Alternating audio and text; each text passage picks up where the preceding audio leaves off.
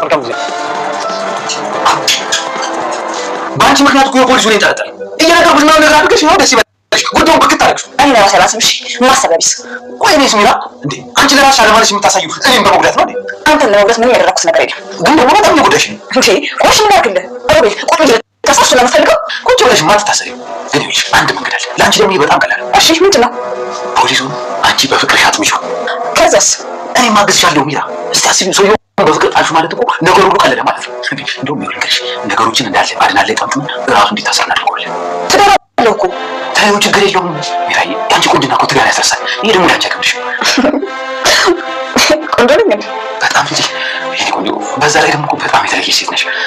በቃ አንተ አንድ ነገር ከተረተነ ጠፋላችሁ። ይሄንን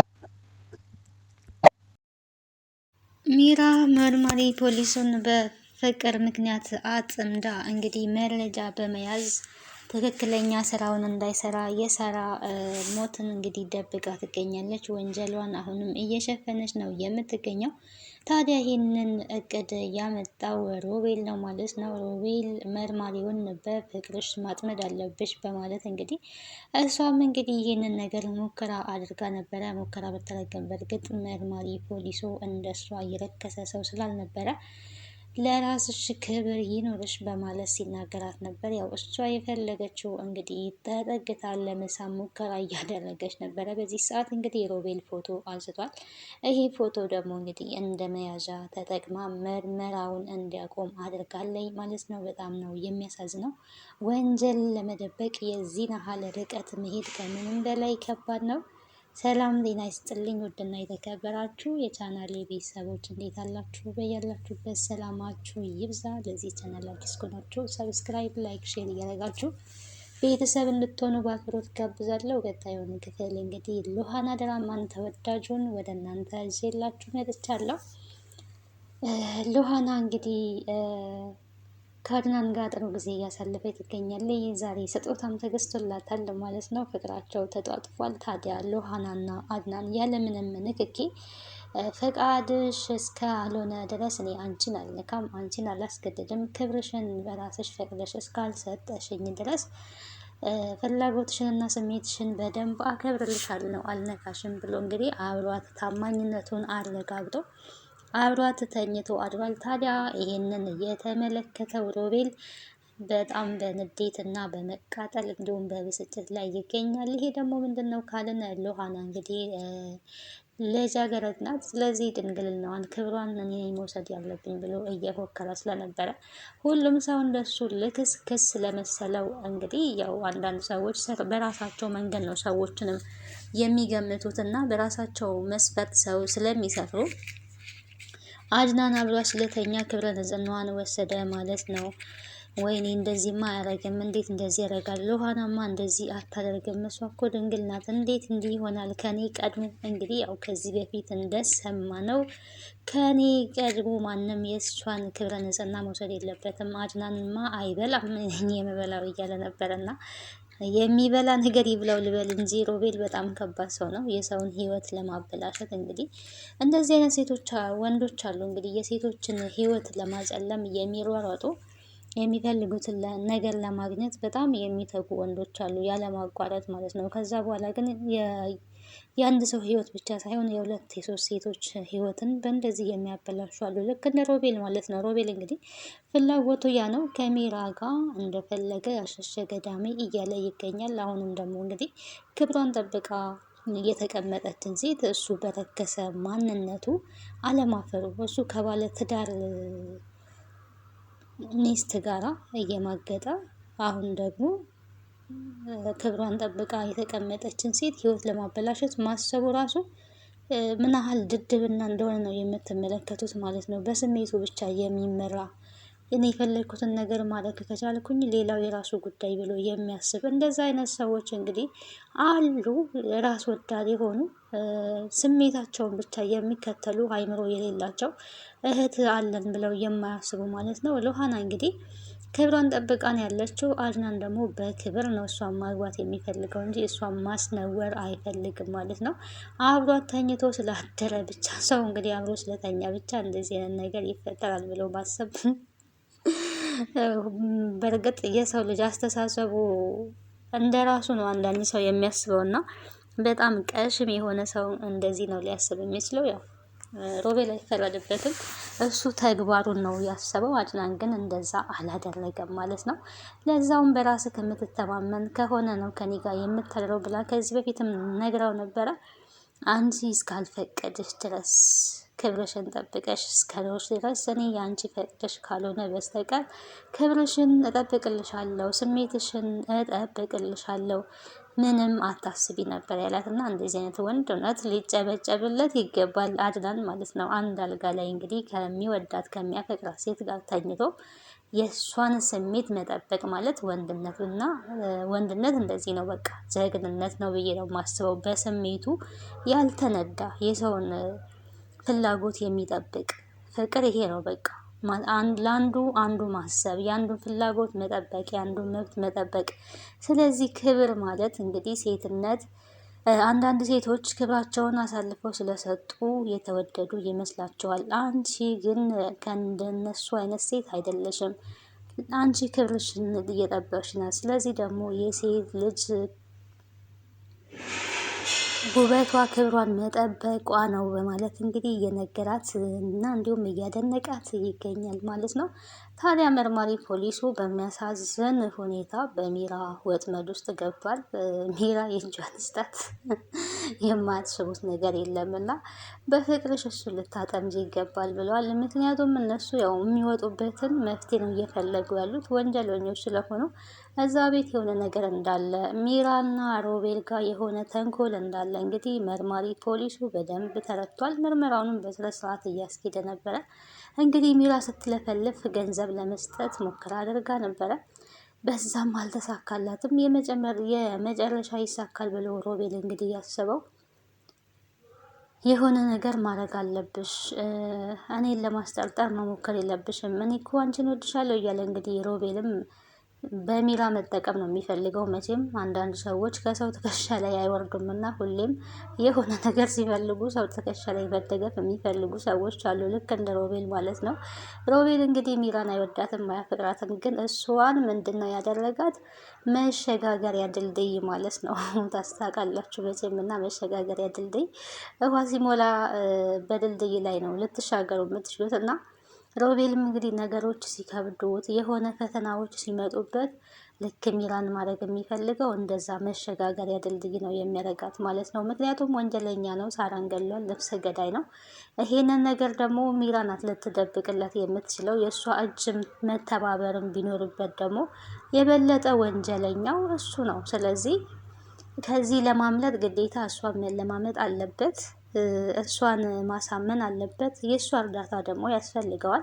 ስለዚህ የእሷን እርዳታ ለማግኘት ደግሞ እሷ በደንብ ስለምታፈቅረው አፈቅርሻለሁ፣ እኔ ተስተካክያለሁ፣ ከአንቺ ጋር ጥሩ ጊዜ ማሳለፍ ፈልጋለሁ፣ ሌላው ሳይቀር ማማ ትሞት እያለ እንግዲህ በውሸት ሁላ እየማለ ነበረ። ይሄንን የሚያደርገው እንግዲህ ደካማ ጎኗ የሚራ ደካማ ጎን ፍቅር ነውና ስለዚህ ሳያፈቅራት አፈቅርሻለሁ እያለ በምላሱ እየደለለ እየተጫወተባት ይገኛል ማለት ነው። ከዚህ በኋላ ከዚህ ነገር ከወጣን ተያይዘን ከዚህ ወጥተን ጠፍተን አንድ ቦታ እንኖራለን እያለች ትገኛለች ሚራ።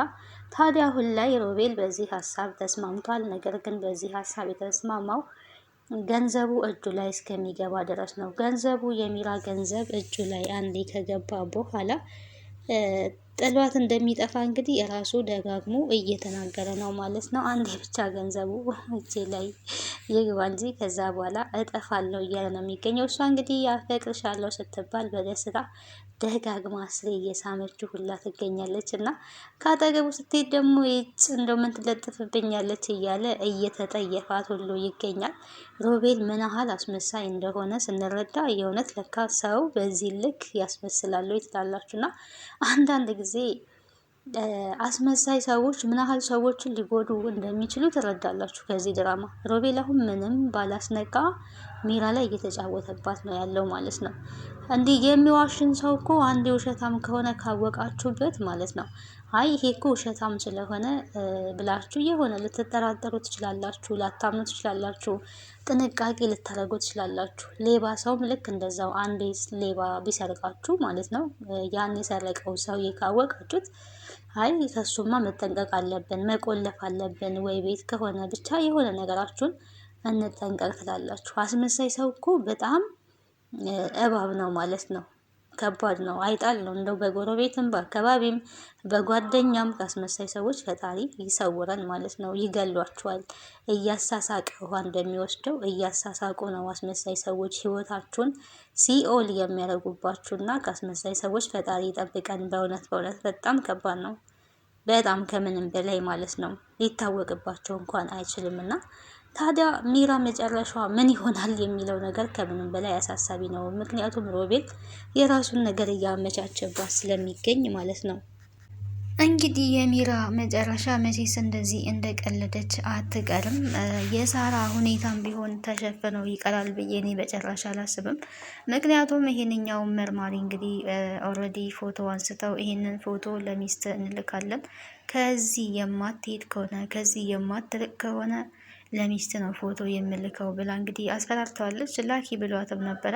በስተመጨረሻ ግን ያመጣችው ሀሳብ ሶሻል ሚዲያ ላይ እለቅብሃለሁ ነበር ያለችው። በጣም ከባድ እንደሆነ እንግዲህ አስተውሉ። አንዳንድ ጊዜ እናንተ መልካም ስራ ራሳችሁን ጠብቃችሁ ስትሰሩ ባላሰባችሁት ሁኔታ ሰዎች ለእናንተ ወጥመድን ያዘጋጁላችኋል እና የሆነው ነገር እንግዲህ ያ ነው። ይሄ መርማሪ ሳያውቅ ምንም በሌለበት ነገር ላይ ከሌላ ሴት ጋር እንደማገጥ አይነት እንግዲህ ያው ለመሳም ስትጠጋ ነበረ ፎቶ የተነሳው እና ይሄ ተደርጓል። እሱ እንግዲህ አስቦ አቅዶ አይደለም። የሰው ልጅ ምን ያህል ሰውን ለማጥመድ እንደሚሞክር ስታስቡ ከምንም በላይ በጣም ከባድ ነውና የሰው ልጅ ያው ተጠንቀቃችሁ አትችሉም፣ ግን የምናየው ነገር ከምንም በላይ ከባድ ነው። ጊዜው ምን ያህል ከባድ እንደሆነ ሰው የሰውን ሕይወት ለማበላሸት ምን ያህል እንደሚጥር ስትመለከቱ ፈጣሪ ይጠብቅ እንጂ መቼም የሰው ልጅ ራሱ በራሱ ተጠንቅቆ አይችልም ማለት ነው። መቼስ ተጠንቅቀን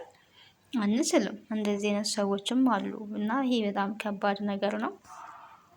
ሰው ሰውን ለማጥመድ ሰው የሰውን ህይወት ለማበላሸት በዚህ ልክ ሲጥር ያማል ከምንም በላይ። ይሄ ፖሊስ እንግዲህ በአግባቡ ስራውን መስራት አልቻለም።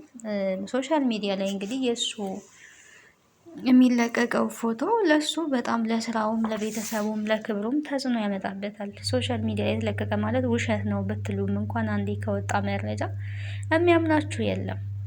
ያው ጊዜው የመረጃ ስለሆነ ማለት ነው። ታዲያ ሚራ በዚህ የተነሳ አሁንም የሳራን እውነት ሸፋፍና አስቀርታለይ። አድናን እንግዲህ በአግባቡ እወጣዋለሁ፣ ሚራ ላይ የሆነ ነገር እንዳለ እረዳለሁ ብሎታል ነበረ መርማሪው። ሁለቱም ላይ የሆነ ትልቅ ችግር አለ። አሁን ደግሞ እኮ ገላዋን አቀረበችልኝ፣ መጀመሪያ በብር ሞክራ ነበር የሚለውን ኢንፎርሜሽን ሰጥቶታል። እንግዲህ አድናን እንግዲህ እዚህ ጋር በልጥ ከሆነ መርማሪው በምን ሊርቅ ቻለ የሚለውን ነገር ያስተውላል ብዬ አስባለሁ ስለነገረው። ምክንያቱም ምን አይነቷ ባለጌ ናት! እችን ሴት እንዴት ነው ያገባሃት? እንደው ሰው ተቀምሶ የሚገባ ቢሆን ኖሮ መልካም ነበረ ነው ያለው። እና እውነት ነው፣ የሰው ልጅ የሚቀመስ ቢሆን ኖሮ ጥሩ ነበረ። መቼስ የሰው ልጅ ተቀምሶ ቢሆን ጥሩ ሰው የሚገኝ ራሱ ይመስላችኋል? አይገኝም። እውነት ለመናገር አብዛኞቻችን ብዙ ችግር ያለብንን ማለት ነው። ያው የሰው ፍጹም የለውም እና አድናን እዚህ ጋር ይጠረጥራል ብዬ አስባለሁ። ገንዘብ አቅርባልኝ እምቢ ስላት እኮ ገላዋን አቀረበችልኝ፣ የሆነ ነገር እንዳለ ይሰማኛል በማለት እንግዲህ ሲናገር ነበረ መርማሪው ለአድናን። እና የሆነ የደበቀችው ነገር በቃ ቢኖር ነው እንደዚህ የምትቅለበለበው። እሷ ስትደነግጥ ምንም ነገር መደበቅ እንኳን አትችልም ነበረ እያለው እየነበረው እና በቅርቡ ሁሉም ነገር እንግዲህ ይሳካል ይስተካከላል ብለው ነበረ ያሰቡት። ከአድናን ጋር ምክራቸው ይሄ ነው። መርማሪው እንግዲህ ስራውን በአግባቡ እየተወጣ ነበረ። ሚራ እንግዲህ በማስፈራራት ከዚህ በኋላ ስለ ሳራ መፈለግህን ትተህ የራስህን ህይወት ኑር፣ አድናንም ቢሆን ምንም የሚረባ ነገር እንዳትመልስለት፣ እዚህ በጭራሽ እንዳትገኝ ብላ እንግዲህ አስፈራርታው እየሳቀች ገንዘብ በአካውንት አስገባልሃለሁ ብላ እንግዲህ ገንዘብ ማስገብታለች ማለት ነው። እንግዲህ ይሄ እንግዲህ ምን ያሳያል? የአሁን ጊዜ ስራ እንግዲህ የሚሰራው በገንዘብ ነው እንጂ እውነትን የሚቀብሩት በገንዘብ ኃይል እንደሆነ እንረዳለን። እንግዲህ ገንዘብ ሰጥታ አንዳንድ መረጃዎች በመያዝ እውነትን ለመቅበር እንግዲህ ትልቅ ሙከራ ተደርጓል። ይሄ ደግሞ ሮቤልንና ሚራን በጣም አስደስቷቸዋል። አሁን ላይ ለአሁኑ ነው እንግዲህ ያው ደግሞ እውነት ቢዘገይም መውጣቱ አይቀርም። የሳራ እውነት እንግዲህ ይወጣል ብለን እናስባለን። ይህንኛው መርማሪ በዚህ ሁኔታ ቢታገድም ሌላ መርማሪ ደግሞ አድናን ሊያመጣ ይችላል። አሁንም ያው ፍንጭ ስለሰማ ዝም ብሎ አይቀመጥም ማለት ነው። ከቤት እንኳን ስትወጣ ተርበትብታ ነበር የወጣችው። የት ነው የምትሄጂው? ወዴት ነው የምትወጪው? እያላት ነበረ። ልትናገር ፈቃደኛ አልሆነችም ማለት ነው። አድናን እዚህ ጋር ነቅቶ ሌላ መርማሪ አንጥቶ የሳራ እውነት እንደሚወጣ ተስፋ እናደርጋለን። ያም ባይሆን እንግዲህ ሚራ ደግሞ መጨረሻዋ የሚሆነው ነገር የሮቤል መቀለጃ ነው የምትሆነው። እኔ እኮ ሮቤል ብዙውን ጊዜ እየጎዳት ተመልሳ እዛው የእሷ ፍቅር ራሱ አይመስለኝም፣ ይሄ መታወር ነው። እና አንዳንድ ጊዜ የሰው ልጅ አንዴ ከጎዳችሁ አንዴ ከበደላችሁ በኋላ ሁለተኛ ሶስተኛ በጣም ከባድ ነገር ነው። ይሄ ከባድ ነገር የማይሆን ነገር ነው እና በጣም ተሸውዳለች ሚራ። ለማንኛውም ሎሃና ይሄን ይመስል ነበር። ቀጣዩን ክፍል ወደ እናንተ ይዤ እስከምመጣ ቸር ሰንብቱ። ስለነበረን ቆይታ አመሰግናለሁ። ወዳችሁና ፈቅዳችሁ ስለምትከታተሉም ምስጋና ከልብ ነው። አዳዲስ የሆናችሁ ሰብስክራይብ እያደረጋችሁ ቻናሉን ተቀላቀሉ፣ አበረታቱኝ። እንግዲህ ያው ስደተኛ እህታችሁ ነኝ። አዳዲስ ቪዲዮዎችን በየቀኑ ይዤላችሁ ለመምጣት እሞክራለሁ። ባይ ባይ። ቴንክ ዩ ኤቭሪዋን።